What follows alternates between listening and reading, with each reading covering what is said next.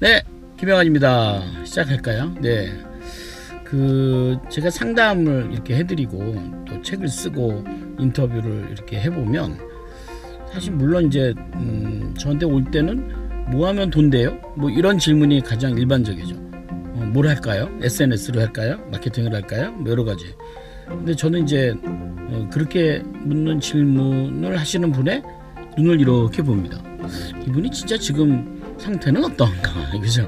왜냐면 이분이 혹시 조급한 마음에 뭔가 막 마음에 앞서서 뭘 하지 않으면 안 되는 상황으로 본인을 막 이렇게 압박을 하면 될 일이 별로 안 돼요. 왜냐면 모든 일들이 그렇죠. 이렇게 단계가 있거든요. 그러니까 1학년 들어갈 땐 어때요? 다 1학년 들어갈 땐 1학년답게 사는 거죠. 2학년 살 땐 2학년답게 사는 거죠. 물론 이제 그 1학년을 6번 다닌다고 해서 6학년이 되는 건 아니에요. 1학년밖에 안 됩니다. 그러나 1학년은 1학년밖에 지내야 2학년, 3학년 또 올라가지 않겠습니까? 그죠? 그 1학년이 2학년, 3학년 올라가지 않는 가장 큰 이유는 보니까 뭐 시험 문제가 너무 어려웠어요. 저는 아직 1학년에 뭐 실력이 안 돼요. 뭐 이렇게 자기를 평가를 하다 보면 그 다음 단계에 못 나가죠. 어려운 건 어렵게 가야 되는데, 그죠?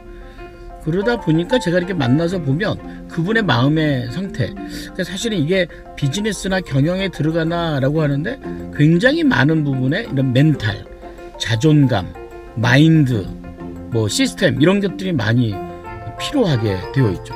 그래서 오늘 이제 902번이 뭐냐면 본인은 본인의 자존감을 낮다고 평가하시는 분이에요. 현재 저의 자존감은 낮습니다. 이거예요. 근데 이렇게 자존감이 낮아서 시작해도 됩니까? 뭐 사업을 시작해도 됩니까? 뭐 어떤 이벤트를 시작해도 됩니까?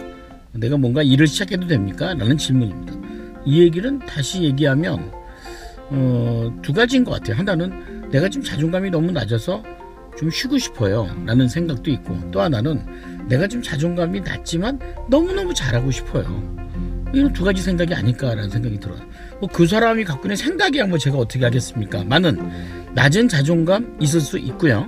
시작하는 일도 기회를 놓쳐서는 안 되겠죠. 그래서 저는 본인의 현재 마음의 상태, 그 다음에 어떤 물리적 상태, 그 다음에 인간관계의 상태, 그러니까 내가 갖고 있는 생각의 어떤 상태, 이런 상태를 객관적으로 이렇게 딱 봐서 현재 내가 어디 있는지를 좀 파악하는 것도 전 대단히 중요하다고 생각합니다. 그게 이제 혼자서 하기는 어렵죠. 그래서 좀 전문가를 만나거나 아니면 자기보다 조금 경험이 있는 분들을 만나서 자신의 얘기를 하다 보면 좀 상대적으로 읽을 수 있지 않겠습니까? 라는 것. 첫 번째가 뭐냐면 나는 내가 지금 이제 하고 있는 것들에 대해서 자존감을 왜 낮다고 생각하는지에 Y라는 질문을 한번 던져봤으면 좋겠어요.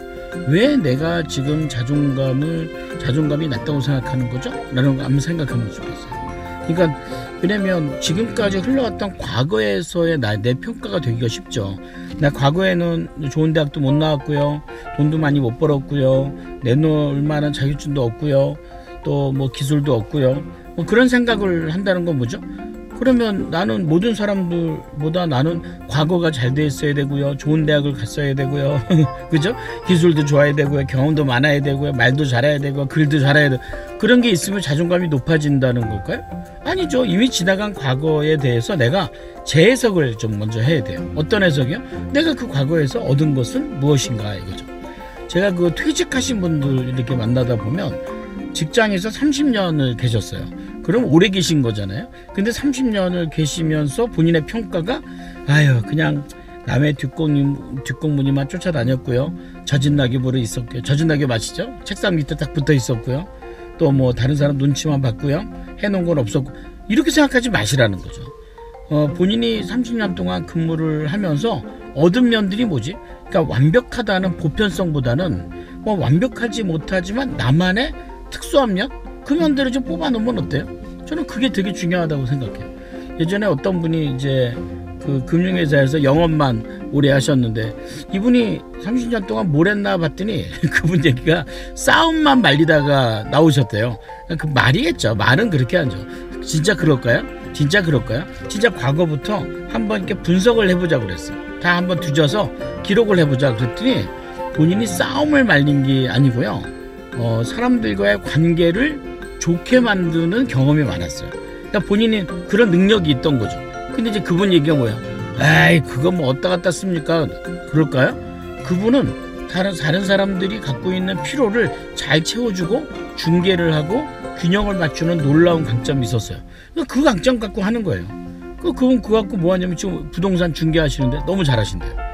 그분이 세종시 근처에서 하신다고 했는데, 예. 그러니까 이런 분들이 굉장히 많으시. 본인의 과거를 어떻게 볼 거냐. 그러니까 Y에 대한 질문을 던지면서 내가 자존감을 지금 따지고 있는 이유가 뭐지?를 한번 생각해 보는 거. 두 번째는 자존감이 높으면 낮은 게 있어요. 그게 자존심이에요. 거꾸로 자존심이 높으면 자존감이 낮아요. 되게 웃기죠? 그러니까 자존감은 내 안에 있는 것을 긍정적으로 내가 크게 보고 내가 그걸 위주로 뭔가 일을 긍정적으로 푸는 사람이에요. 자존심은 그렇지 않아요. 내가 갖고 있는 것 중에 잘 안 된 부분들을 크게 보고 그것들을 가지고 다른 사람과 비교하는 거예요. 자존감 높은 사람은 비교하지 않습니다. 자존심이 높은 사람들은 늘 누구와 비교합니다. 토끼와 거북이가 시합에서 토끼는 어때요? 거북이를 이기려고 했지만 거북이는 어때요? 거북이는 토끼가 안중에도 없었어요. 토끼는 거북이를 이기려고 뛰었지만 거북이는 자신의 목표를 보고 갔다는, 그게 자존감이에요. 그래서 저는 자존감과 자존심을 이분이 갖고 있는 두 번째 키워드에 넣고 혹시 내가 자존심이 높은 건 아닌가라고 생각한다는 거죠. 세 번째, 좋아요. 내가 자존감이 낮다고 씁시다. 좋습니다. 그런데 제가 이렇게 사업을 하다 보니까요, 낮은 자존감이 있지만 이런 분들이 갖고 있는 강점이 있어요. 뭐냐면요, 겸손해요. 자존심이 높잖아요. 그러니까 자존심이 높지 않아도 자존감이 낮으신 분이 있거든요. 이런 분들은 겸손해요. 겸손하다는 건 뭐죠? 인격적으로 높아요. 제가 그 책에 쓴 돈을 버는 세 가지에 시간으로 벌고, 노하우로 벌고, 세 번째가 인격으로 벌어요. 서비스가 좋은 사람들은요, 자존감이 높다기보다는 인격적으로 겸손하다는 거예요. 그럼 본인의 자존감이 낮다는 것은 좀 내가 겸손하다라고 생각하면 어때요? 근데 그 겸손에 피해의식을 느끼지 마세요. 나 그 겸손 때문에 피해받고 겸손 때문에 손해보고 겸손 때문에 이런 생각 절대로 하지 마시고요. 뭐를 해야 되냐면 낮은 자존감이라고 쓰고 겸손이라고 이야기하시면 어떨까 생각합니다. 낮은 자존감으로 시작해도 될까요? 네, 저는 좋습니다. 낮은 자존감을 했다면 자존감을 높아지기 위해서 일을 한다고 생각하시고 사업을 한다고 생각하십시오. 단 지금까지 있던 과거에 있었던 나에 대한 평가를 좀 긍정적으로 하시되 지금 현재 내가 하고 있는 일로부터 나에 대한 평가를 높이세요. 그럼 내가 이 일을 하는 사람으로서 다른 사람과 비교하지 마시고 내가 이 일을 멋지게 하는 사람으로서 비록 내가 편의점에 알바를 할지라도 다른 사람들의 편견에 연연하지 말고 내가 이 편의점에 매출을 올리기 위해서 내가 지금 어떤 노력하고 있다 그러면 아마 자존감 올라가지 않겠습니까? 저는 그런 1인 경영자가 되는 것, 저는 그게 필요하지 않을까. 또 그런 분들을 돕는 일이 이 김영환이라는 사람이 해야 될 일이 아닐까라고 생각합니다. 지금 유료 상담을 지금 스케줄을 잡고 있습니다. 상담을 받으세요. 만나고 얘기하면서 자신의 자존감도 올리고 아이디어도 올리면서 새로운 일을 시작해요. 그죠? 늘 그래요. 돈은 새로운 일을 저질러야 그 다음 단계로 갑니다. 네, 감사합니다. 마치겠습니다. 네.